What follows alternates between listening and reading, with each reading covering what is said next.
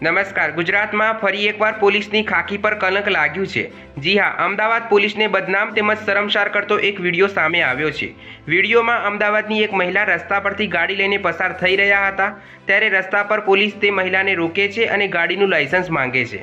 ત્યારે મહિલા પર્સમાંથી લાયસન્સ કાઢીને આપે તે પહેલાં પોલીસ ગુસ્સે થઈ જાય છે અને લાયસન્સ કાઢતા આટલી બધી વાર લાગે છે એમ કહે છે અને પોતાનું પોલીસનું આઈ કાર્ડ મહિલાને બતાવે છે કે જો હું પોલીસમાં છું.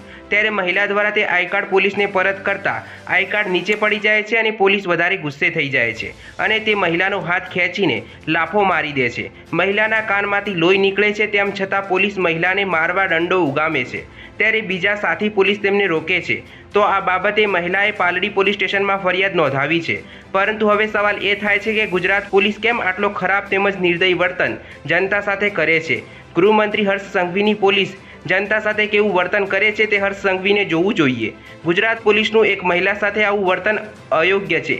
2 દિવસ પહેલાં જ ગૃહમંત્રી હર્ષ સંઘવીએ પોલીસને ટકોર કરી હતી કે જનતા સાથે તમારું વર્તન સારું રાખજો. પરંતુ હર્ષ સંઘવીની સલાહ ગુજરાત પોલીસ માન્ય રાખતી નથી તેવું અહીંયા લાગી રહ્યું છે. ત્યારે આ બાબતે કોંગ્રેસ નેતા જિગ્નેશ મેવાણીએ પોલીસના આવા ખરાબ વર્તનને લઈને ગૃહમંત્રી હર્ષ સંઘવી પર આકરા પ્રહારો કર્યા છે. મિત્રો, આજુ અમદાવાદમાં એક મહિલા સ્કૂટી લઈને જતી હતી. પોલીસે રોકી, પોલીસને પૂછપરછ કરવાનો રોકવાનો એમનો અધિકાર છે. આ દરમિયાન બેને પૂછ્યું કે તમે કોણ છો? એટલે પોલીસ કર્મચારીએ કહ્યું આ મારું આઈ કાર્ડ. પોલીસ કર્મચારીનું આઈ કાર્ડ બેનના હાથમાંથી પડી ગયું તો બેનની સાથે કેવું બદતમીજી ભર્યું વર્તન કર્યું અને બેનને કેવી મારી છે બધા તમે વિડીયો જોઈ શકો છો.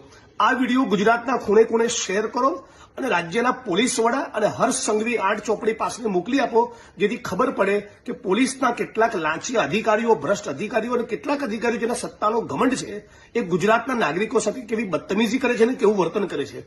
આપણે બધા સાથે મળીને માંગણી કરીએ કે આ પોલીસ કર્મચારીની સામે ગુનો દાખલ થવો જોઈએ અને જે પોલીસ સ્ટેશનના હદ વિસ્તારમાં ઘટના બની છે એ જ પોલીસ સ્ટેશનના લોકઅપમાં આ પોલીસ કર્મચારીને રાખવામાં આવે.